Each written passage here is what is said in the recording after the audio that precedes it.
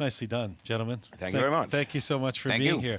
I mean, Nicholaus, I mentioned in the introduction that you guys have been playing together since you were kids, and I suggested that the passion that you seem to show would probably, it's almost childlike, like it would not have changed from when you were young to now, the reasons for doing this. Would that be true? Yeah, totally. No, it's all based on, we started playing music because of egoistical reason. We wanted to do it to please ourselves, basically. And it's, I mean, it's such a basic thing, like rock and roll is such a basic pleasure, you know, it doesn't really change. You're still pleasing yourselves doing this. Very much so. Pelle, I've seen you guys play a few times now, and even just watching you here now, you have this unstoppable energy. How do you, you're not a brand new band anymore, how do you keep it from feeling ritualized, from feeling like it's something that is a job that you're doing? Well, I think that it's a couple of things. I think that two things. We love it, and we hate when it feels like we're being bad. You know, it's a pursuit of excellence, and it's a fear of sucking. You know, and in between those things, we try to like balance it on the top of the 1 to 10 scale. Do you have somewhere personally that you dig into to bring that kind of energy each time, or does it just come as I think it just happens. Like if I walk up on stage and the band starts playing, there's something in my mind that just clicks, and it happens. And so far, so good.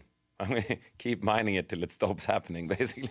Nicholaus, you said recently that one big difference with this album is that you no longer sound exactly the same. What's your sense of how the band has evolved musically? Well, I think we evolved from sounding more like kids to sounding more like adults in a way. But I would think that we still have the sort of the basic energy, you know, the beast-like energy, I think, is what we've always wanted to pursue. But I think as far as, you know, you have a lion at home, and it starts out young and hits puberty, and, you know, it does what it does when it hits puberty, but then after a while it becomes a full-grown lion male. You know? To extend the metaphor, when do you feel like you guys hit puberty as a band? We grew. Or have you hit it yet? Grew more hair. No, puberty was probably fairly early on. You know, we formed the band, but it's pretty. I would say we hit puberty and pretty much by made a Veni Vidi Vicious record, I would say. Well, it's interesting. I just thought it was an interesting thing to say that we don't sound the same, because you're one of the bands that actually has been relatively consistent sounding over the decade that I've known you, since, you know, it was a big breakthrough. So I was curious what you meant by that. I can't remember saying it, but it's probably true. But it does change a little bit. It's always hard to say what sounds the same and what doesn't sound the same. You know, I'm sure AC/DC think all their songs are unique to each other as well, but, you know, we're really into having a band that has an identity that is something, that stands for something, because I feel a lot of bands and musicians want to do everything, which kind of means you're not doing anything. You know, if you're doing everything, then you haven't decided on anything. You mean to musically stand for something? Yeah. Because your music is still very much informed by the 50s, 60s rock and soul music, and you have this kind of punk and new wave ethos. Tell me what keeps you interested in that, some would call it a back-to-basics approach to rock. Well, I think some things evolve, and then they de-evolve. What I'm saying is there was a time when people were very good at, say, crafting with leather, and they're worse at it now. The people that are best at it are probably worse at it now than when it hit its peak. And I think that, you know, we're not nostalgic or retro in that sort of sense, but there are things when I think rock music was at its best when it was still celebrating being young and having a good time and being exciting. Rock and roll these days have kind of passed through a midlife crisis and is in a sort of, you know, the autumn years depression, if you will. And how does that play out musically? What do you lament about the way rock music sounds today then? You know, what drew us to rock music was that it made you feel excited, it made you feel alive and happy. A lot of rock, even the sentiment lyrically, you know, from Saturday Night and I Just Got Paid till, you know, I'm so sad and lonely, my parents are getting a divorce. You know, those are worlds apart emotionally. And I guess we just liked rock and roll when it was more about the former than the latter.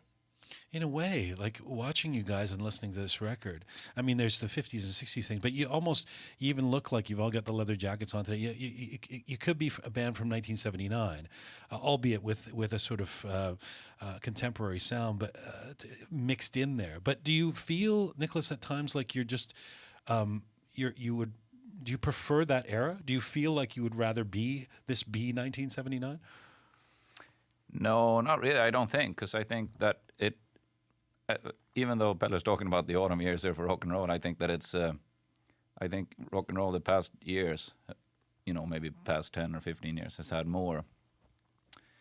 maybe more room in, whether in, late 70s, people were listening to like Linda Ronstadt or something, and then there were bands like punk bands and stuff, but I'm thinking of the Clash. Yeah, but I mean, they weren't drawing crowds as big, at least not then, drawing crowds as big as they would have, 10 years later, or 15 years later, 20 years later. I think we're pretty fairly set. Plus, there's a lot of music from like the 80s and the 90s that I wouldn't want to have missed, Yeah, and also, I mean, I think that also what he's kind of saying is that all those bands that now seem like legends, like, Velvet Underground, the Velvet Underground. Would you rather have been in the Velvet Underground? And really being in the Velvet Underground was probably a pretty miserable experience. There were 20, high hippies watching you who didn't understand what the fuck you were doing. Sorry, I don't know if I can curse or not. I'm trying to avoid it. Maybe in Sweden. So I think that it's, no, we would not rather be in 1979. We're perfectly content where we are. Pelle, when the Hives first came to attention in North America a little over a decade ago, it was part of this wave of stripped-down rock bands, the Strokes, the White Stripes. You've heard this. You've said that although you're grateful for the attention, the biggest thing you all had in common was your pants. Yeah. Do you? That sounds sort of sarcastic. I know that you were saying something about fashion as well. But do you really think that there wasn't much in common between these bands? Well, comparatively to everything else that was like guitar-driven music in the mainstream, stripped down, we were absolutely had something in common with each other. Yeah. And I think we had some of the same influences, but we did something different with them. But the pants thing is that I think most musical movements are connected to pants. Whether You're it's serious like, about that? Well, because it's a musical movement is a concoction. It's based on the media perception of the music, not what the actual music is. Which is, I mean, it is showbiz, so that's the way it works. So, you get like bondage pants. You can kind of, if you see a group picture and you look at the pants, you can kind of tell what they sound like. Is what I'm trying to say. And there's probably nothing wrong with that, but it is true, And I think that we got lumped in together because here are these 3 rock bands in the charts who have tight pants, and all the other rock bands have huge pants. So they must have something in common. Does it bother you that you get lumped in with the Strokes and with the White Stripes? I mean, I think that they're 2 of the best bands to be popular in the last 15 years or something. So no, I don't really mind, Maybe there are a lot of worse things to be compared to than 2 good rock bands. I'm just saying that we're not doing exactly the same thing. It's interesting that you should mention the pants, though, because you've been well known as a stylish guy, and the whole band has been very cognizant of the look of the band, the image of the band. And I'm thinking, in some ways, that flies in the face of the contemporary trend, and certainly in indie rock, which is just to present yourself the way you are, man. Yeah. Whether it's Bon Iver or Fleet Foxes, the National, they don't, they're not sculpting a look. Tell me about why Yes, they are. You think they are? Yeah, it's absolutely a very conscious look that all these bands are sculpting, which is because they do all kind of look the same. It's exactly the right regular T-shirt. It's exactly the right regular shirt. It's not. I don't think a lot of people. If you wake up in the morning, 10,000 people are going to watch me tonight. You don't think about what you're going to wear. The only difference is we just think about it once and then we stick to it. Whereas those, most other bands will have to think every day about getting exactly the right flannel on. Nicholaus, tell me your perspective on why image has been so important to the Hives. Well, it always was to every other band that we ever liked. It always seemed important to them, at least. Like Pelle was saying, whether it be AC/DC or the Ramones or Kraftwerk or whoever they were, you could still, identify them by a mile, but from what they wore or from how they looked. I also think it's the reason a lot of kids, we like the fact that children like rock and roll because they're untainted by a lot of, things like taste and stuff like that just get in the way It's of really liking the music. same reason. So I think that it's discriminating taste yeah. or peer pressure, whereas like a 3-year-old who nods along to AC/DC is, because he can feel it. So I think that, and as a kid, we really got excited by bands that, you want something to look exciting too, And It's really the same reason as why Superman wears a costume, or Batman, or Spider-Man. We wear a costume for exactly the same reason. You draw power from it. we draw power Yeah. from And you want to assert that you want to make want people to identify that you're Yeah. a superhero. Pretty much. I'm cognizant that I don't have a lot of time with you guys. I want to make sure we have enough time for you to play a second song. You said something so fascinating, Pelle. You said that in a recent interview, you said, I feel like the 23 hours of the day that I'm not on stage are when I'm pretending.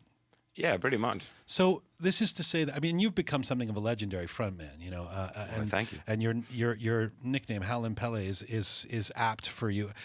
Are you saying that that's the real you? Because it doesn't seem like the guy who's sitting here right now. No, exactly. It doesn't. That persona or whatever you want to call it doesn't work in, rooms with furniture and stuff like that. It's not. I would be social pariah if I run around jumping off of walls and screaming constantly.